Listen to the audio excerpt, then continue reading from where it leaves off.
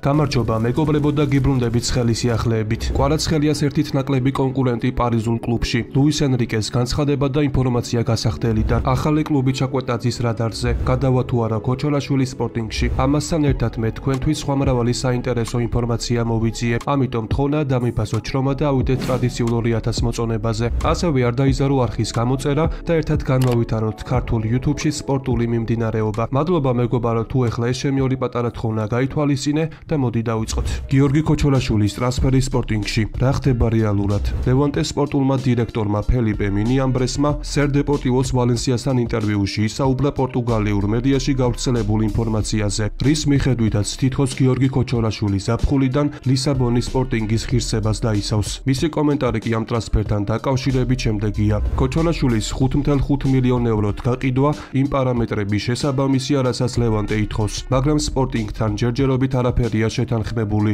ამიტომ ვერაფერს დაგიდასტურებთ. თუ კონტრაქტი არსებობდა, შესაბამისად გაფორმებულიც იქნებოდა. გასულ წელს ვფიქრობდით, რომ ევროპის ჩემპიონატის დასრულების შემდეგ ქოჩოლაშვილი შესაძლოა გაგვეყიდა, მაგრამ ასე არ მოხდა და ეს ყველასთვის გასაკვირია. ჩვენი შეთავაზება წარვადგინეთ და კარგად გვესმოდა, რომ ეს პირობები არ შეესაბამებოდა იმ მოლოდინებს, რასაც ქოჩოლაშვილი თამაშიდან მოგცემდა. რამდენიმე ხნის წინ მის აგენტს განახლებული წინადადება შევთავაზეთ, რათა პირობები გაგვეუმჯობესებინა, მაგრამ პასუხი ჯერჯერობით არ მიგვიღია. ზოგადად ყოველთვის ვცდილობთ, რომ მაქსიმალურად სამართლიანები ვიყოთ და იმ ფეხბურთელებს, რომლებიც ხელფასთან შედარებით უფრო მაღალი დონის თამაშს აჩვენებენ, სამართლიანი პირობები შევუქმნათ. განაცხადა ლევანტეს სპორტულმა დირექტორმა. ინტერესი იტალიიდან. რა ხდება ჩაკვეტაძის თავს? ინგლისის რანგით მეორე დივიზიონის ჩემპიონშიპის 32 ტურში გიორგი ჩაკვეტაძის ვოტფორდის საკუთარ კედლებში სატურნირო ცხრილის ლიდერს ლიდს დაუპირისპირდა. კრაზანები კი ამ შეხვედრაში უშანსოდ დამარცხდნენ და 0-4 წააგეს. ხოლო ვოტფორდის მედია ასისტენტის ჰენრი ბენეტის ინფორმაციით, ლიდსთან გამართულ შეხვედრას კომოს სკაუტები დაესწრნენ. როგორც ირკვევა, იტალიური კლუბის წარმომადგენლები ინგლისში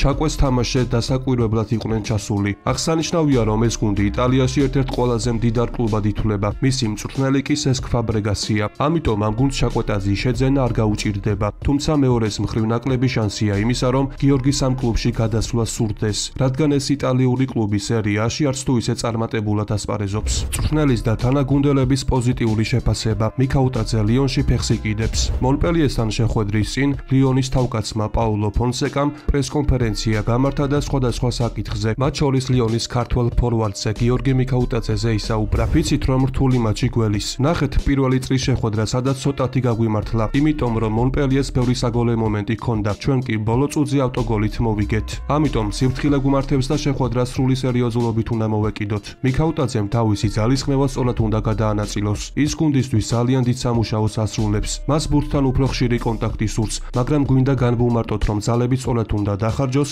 რათა მეტოქის კარი სიახლოვეს უფრო ეფექტური იყოს. განაცხადა ლიონის თავკაცმა. ასევე გიორგის შესახებ მისმა აფრიკელმა თანაგუნდელმა ერნესტ ნუამამ ისაუბრა. როდესაც მოედანზე ვარ თავდასხმაში ჩემი პარტნიორი ხან ალექსანდრ ლაკაზეტი, ხან კი გიორგი მიქაუტაძეა. ბუნებრივია ლაკაზეტს ზურგს უდიდესი გამოცდილება უმაგრებს, მაგრამ პირადად ჩემთვის გიორგისთან ერთად ასპარეზობაც ნამდვილი ფუფუნება, რადგან გიორგი მუდმივად სწორ პოზიციაზეა, კარგად იხსნება და როდესაც საჭიროა სივრცეებსაც იდეალურად მითავისუფლებს. განაცხადა მიქაუტაძეს თანაგუნდელმა. კვარაცხელიას ერთით ნაკლები კონკურენტი პარიზულ კლუბში. ლუის ენრიკეს განცხადება და ინფორმაცია გასახდელიდან. როგორც მოგეხსენება, ჩემპიონთა ლიგის პლეი-ოფში პარი სენ-ჟერმენის მეტოქე ბრესტი გახლავთ. კვარაცხელიას გუნდმა კი პირველი შეხვედრა სტუმრად გამართა და 3-0 იმარჯვა. აღსანიშნავია, რომ ამ შეხვედრაში ქართველი ფეხბურთელი ძირითად შემადგენლობაში არ იყო და შეხვედრაში 77 წუთზე ჩაერთო. ამ დროის განმავლობაში კი ხვიჩამ თავი რამდენიმე ლამაზი მომენტით დაგვამახსოვრა და საბოლოო ჯამში კარგი შეხვედრა გამოუვიდა. შეხვედრის შემდეგ კი კომენტარი დემბელემ გააკეთა,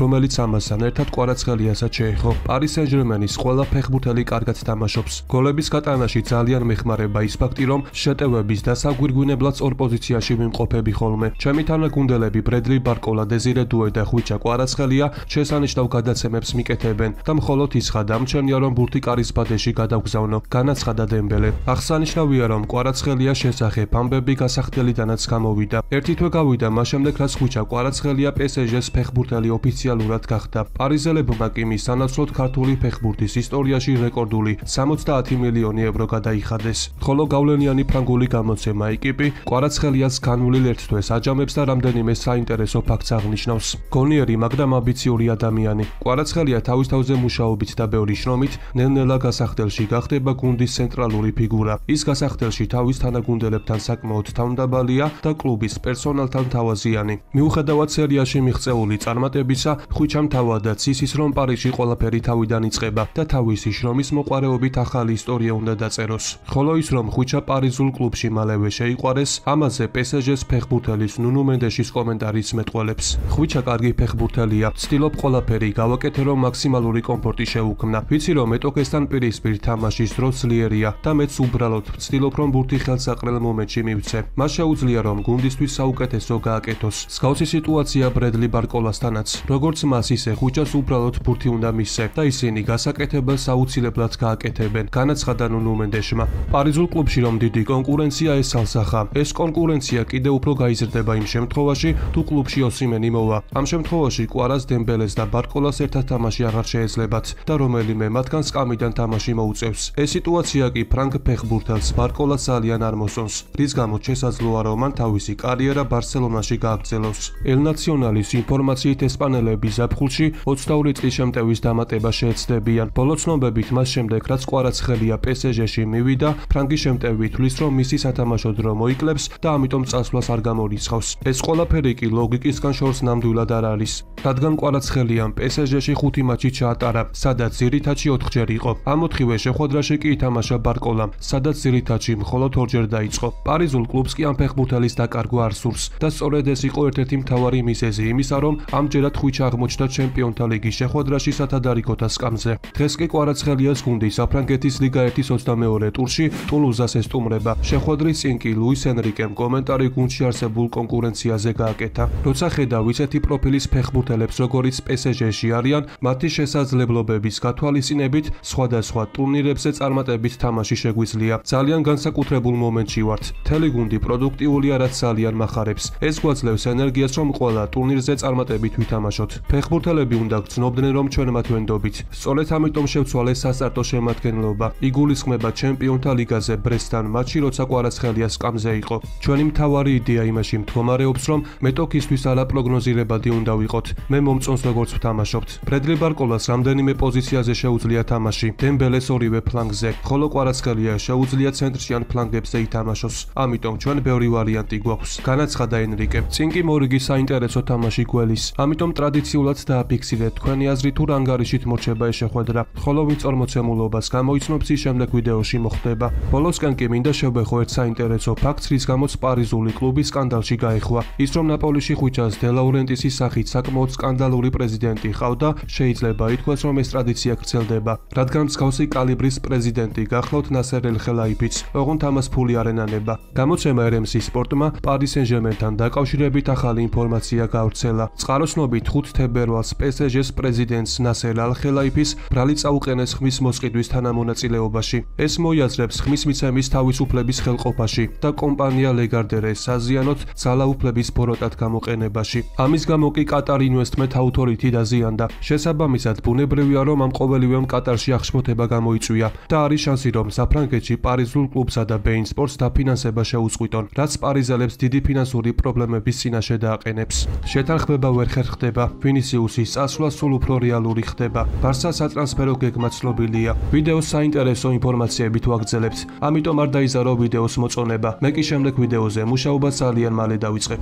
სამი სამიზნე არჩეულია. ბარსა სატრანსფერო გეგმები. მიუხედავად იმისა, რომ კატალონიის ბარსელონა მიმდინარე სეზონში მაღალი მიზნებისთვის იბრძვის, ხელმძღვანელობა მაინც თვლის, რომ გუნდს გაძლიერება ესაჭიროება. ესპანური სპორტის ინფორმაციით, ბლაუგრანამ ზაფხულის სატრანსფერო ფანჯრის დროს შეტევის გაძლიერებისთვის 3 კანდიდატი შეარჩია. საუბარი ალექსანდერ ისაკზე, ლუის დიასზე და ბენჯამინ სესკოზეა. ისაკის ტრანსფერი ნაკლებად სავარაუდოა, რადგან თუ წყაროს დაუჯერებთ, ბარსამ შვედის თაობაზე კაჭკაჭებს უკვე მიმართა და მათ საკუთარი ფეხბურთელი 100 მილიონ ევროთ დააფასეს. ბარსას კი ამ ეტაპზე ფინანსური პრობლემები აქვს. თუმცა ლუის დიასის სიტუაცია შედარებით მარტივია. კოლუმბიელ შემტევს ლივერპულთან კონტრაქტი 2027 წლის ივნისში ეწურება. თავად ფეხბურთელი კი ბარსაში გადასვლის წინააღმდეგი არ არის. ამიტომ ამ სიტუაციიდან გამომდინარე, ბარსას ლუის დიასის დამატება გაცილებით იაფად შეუძლია. ბოლო ვარიანტი კი ლაიფციგის თავდამსხმელია, რომელიც მხოლოდ იმ შემთხვევაში დადგება დღის წესრიგში, თუ ისაკის და დიასის ტრანსფერი არ შედგება. მოლაპარაკებები ვერ იწყება. ვინისიუსის დარჩენა კითხვის ნიშნის ქვეშ დგება. ვინისიუს ჟუნიორის აგენტი რამდენიმე დღის დღის წინ მადრიდში სპეციალურად იყო ჩასული, რომ მისი კლიენტის კონტრაქტის გახანგრძლივების თაობაზე რეალის ხელმძღვანელებთან მოლაპარაკებები დაეწყო. თუმცა როგორც ირკვევა სამეფო კლუბის მხრიდან, პირველი შეთავაზება არსებული ფინანსური პირობების გათვალისწინებით ბრაზილიელის გარემოცვისთვის იმდენად მიუღებელი აღმოჩნდა, რომ მათ შეხვედრაზე მისვლაზე უარი განაცხადეს. საქმეს კი ართულებს საუდის არაბეთის რამდენიმე კლუბის გააქტიურება. ერთ-ერთი მათგანი ვინისიუს მასთან გადასვლის შემთხვევაში ხელფასის სახით წელიწადში არც მეტი არც ნაკლები მილიარდ ევროს თავაზობს, რითაც ის არა მხოლოდ თანამედროვე, არამედ მთლიანად ფეხბურთის ისტორიაში ყველაზე მაღალანაზღაურებადი მოთამაშე გახდება. სათქმელია, რომ ბრაზილიელის კონტრაქტის თემაზე დასმულმა შეკითხვამ ძალიან გააღიზიანა ბლანკოსის იტალიელი თავკაცი კარლო ანჩელოტი, რომელმაც აღნიშნა, რომ დაიღალა ამ თემაზე კომენტარის გაკეთებით, რადგან მას არაერთხელ განუცხადებია, რომ ვინისიუსი ბედნიერია და არცაც წასვლას არ აპირებს. დღევანდელ ვიდეოს კი ამით დავასრულებ. მოტივაციისთვის კი ავიდეთ მინიმუმ 2000 მოწონებაზე. ასევე გამოიწერი არხი და დაეხმარე მას განვითარებაში. ყველას გისურვებთ ჯანმრთელობას და ბედნიერებას. მე კი მომავალი ვიდეოთი ძალიან მალე დაგიბრუნდებით.